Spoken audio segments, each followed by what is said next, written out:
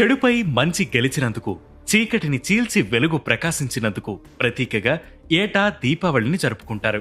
ఇంటిని దీపాలతో అలంకరించి లక్ష్మీ పూజ ముగించుకుని టపాసులు కాలుస్తూ సంబరాలు చేసుకుంటారు. శ్రీకృష్ణుడి సమేతంగా సత్యభామ నరకాసురుడిని సంహరించినందుకు దీపావళి జరుపుకుంటామనే విషయం తెలిసిందే. అయితే ఈ దీపావళితో ఎన్నో పండుగలు ముడిపడి ఉన్నాయని మీకు తెలుసా? కేవలం హిందువులే కాదు, సిక్కులు దీపావళి పండుగను జరుపుకుంటారు. మరి దీపావళి నేపథ్యంలో వివిధ ప్రాంతాల్లో జరిగే సంబరాలేంటి ఈ రోజు అనగనగారు?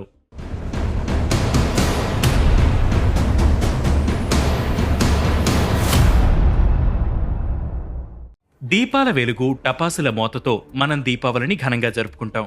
అయితే ఈ పండుగను హిందువులే కాక సిక్కులు కూడా జరుపుకుంటారు. సిక్కుల 6వ గురునానక్ హర్ గోబింద్ సింగ్ ను మొఘల్ చక్రవర్తి జహంగీర్ నిర్బంధించగా దీపావళి రోజునే ఆయన సహా మరో 52 మంది రాజులు గ్వాలియర్ కోటలోని కారాగారం నుంచి విడుదలవుతారు. ఈ సందర్భంగా ఆ రోజును బండిచోర్ దివస్ గా పరిగణించి ఏటా ఇళ్లు, గురుద్వారంలో సిక్కులు దీపాలు వెలిగించి టపాసులు కాల్చుతూ సంబరాలు చేసుకుంటారు. ఇక హిమాచల్ ప్రదేశ్లోని ధామి ప్రాంతంలోనూ ఏటా దీపావళి మరుసటి రోజున ఓ వినూత్న సాంప్రదాయం కనిపిస్తుంది. హలోగ్ అనే గ్రామంలో 2 గ్రూపులు ఒకరిపై మరొకరు రాళ్లు రువ్వుకుంటారు. ఎన్నో ఏళ్లుగా ఈ సాంప్రదాయం కొనసాగుతూ వస్తోంది. ఈ విచిత్ర సాంప్రదాయం వెనుక ఓ కారణముంది. ఒకప్పుడు ఇక్కడ కాళీమాతకు ఏటా నరబలులు ఇచ్చేవారు. ఈ సాంప్రదాయాన్ని ధామీరాణి ఆపించింది.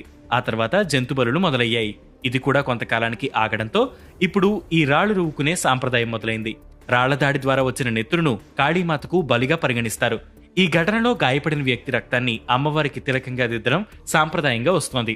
అయితే ఎవరు పడితే వారు రాళ్లు రువ్వుకోవడానికి లేదు. దానికి కొన్ని రూల్స్ ఉన్నాయి. రాయల్ ఫ్యామిలీకి చెందిన జాతోలి, తుండు, టాగోయ్ వర్గాలు, కాటేదు వంశస్థుల మధ్య ఈ పోరు జరుగుతుంది. ఇక వారణాసిలో 2 దీపావళులు జరుగుతాయి. ఒకటి ఆశ్వయుజ అమావాస్య నాడు జరుపుకుంటే మరొకటి కార్తీక పూర్ణమి నాడు జరుపుకుంటారు. శివుడు త్రిపురాసురుని వధించిన రోజుగా అందుకు దేవ్ దీపావళి పేరుతో ఘనంగా పండుగను చేసుకుంటారు. ఇవి దీపావళిని పురస్కరించుకుని దేశంలో జరుపుకునే మరికొన్ని పండుగలు.